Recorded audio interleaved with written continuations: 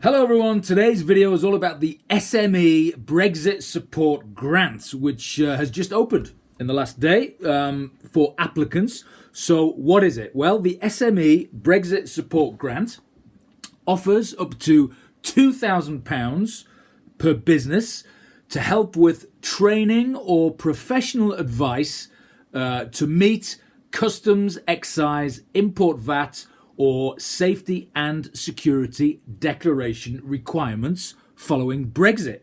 So it's to assist in the admin, extra admin that's occurred because of the fact that we're now out of the EU. And this is targeted at SME businesses. So let's have a little look at the detail. Traders can apply for up to £2,000 in total through two different types of grants. All right, so the first grant is a grant for training. Now, these grants can be used to provide training on the following: how to complete customs declarations, how to manage customs processes and use customs software and systems, and specific import and export related aspects, including VAT, excise, and rules of origin. So that's the first type of grant for training. Second type of grant is a grant for professional advice. So the grant can be used to get professional advice so your business can meet its customs, excise, import VAT, or safety and security declaration requirements. But the two different types of grants, it's not £2,000 for each, it's £2,000 for combined for any SME business. Now, what do we mean when we say SME business? So eligibility. The business has to be established in the UK and it has to be established for the last 12 months. So it can't be a brand new business. It has to be going for at least 12 months before the date of the application. And it must not have previously failed to meet its tax or customs obligations. So what does that mean? If you've ever been late ever with one VAT return, does that mean you are ineligible? Well, hopefully not. Hopefully the application, they will consider, they'll be a bit pragmatic and say, look, if someone's been late with a VAT return once or payments being late, hopefully that will not negate access to this grant. But it does. That's the rule. It says previously failed to meet tax or customs obligations. So I guess, yes, if you're a serial offender and you're always late with your customs forms or your VAT forms or and even direct taxes, paying your income tax or corporation tax late, then they may deny you access to this grant. Next condition, have no more than 500 employees and have no more than 100 million turnover. So that's at the top end of what we would normally define as an SME business, small and medium-sized entity. So that will encapsulate a lot of businesses.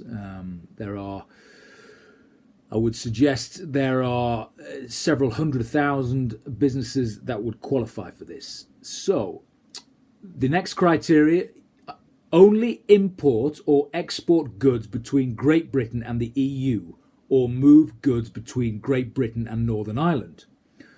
So if the company is importing and exporting goods to or from non-EU countries, the business is not eligible for the grant. So for example, let's say you are importing and exporting to Europe and also importing and exporting to non-European countries, whether it be the States or Africa or the Far East, you won't qualify. Your importing and exporting activity must be limited to just the EU to qualify for this grant. Now, strictly speaking as well, because we have this Northern Ireland, the Brexit rules on that, if you are moving goods from Great Britain to Northern Ireland or vice versa, you can also qualify for this grant.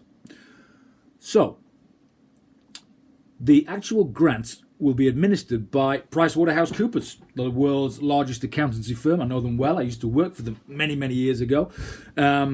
So they are administering the grant. Now, when you go on their website and have a look through it, they are not the ones offering the training. Well, they may offer the training, but they're not solely the ones offering the training. So you don't have to use their services. if you for the training for this grant.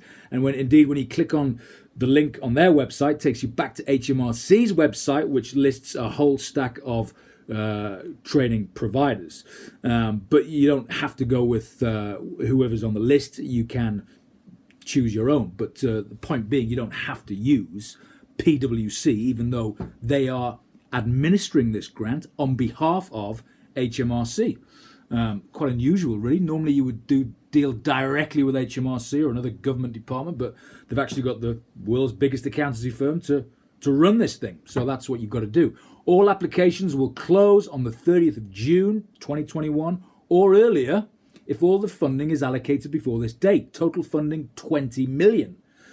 So each grant worth up to £2,000, by my reckoning, that's 10,000 businesses that could apply before the money goes. So like I said, eligibility, I would suggest, is could be hundreds of thousands of businesses. So the point is getting quick, because if everyone's claiming £2,000 and there's 20 million pots, only the first 10,000 businesses who apply will get the money. So where do you apply? The link is very cumbersome: www.customsintermediary8grant.co.uk / listen, forget that. Just Google the SME Brexit Support Fund. It should take you straight to HMRC's website, which will then take you to PwC's website. That's probably the easiest way to find it. But do get in quick, like I said, because you only the first 10,000 businesses will get this money before it runs out. 20 million in the pot. And do remember, with all grants, you don't have to pay it back, but they are taxable. So bear that in mind. You do pay tax on the grants, but then of course you're getting tax relief on the expenditure that you use it for.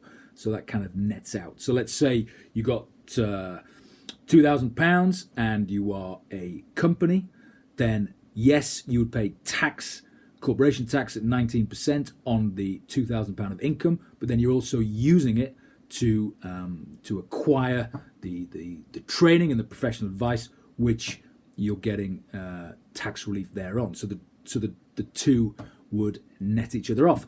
So that's just an overview on the SME Brexit Support Fund. If you like this video, please do subscribe right there, and I will see you soon.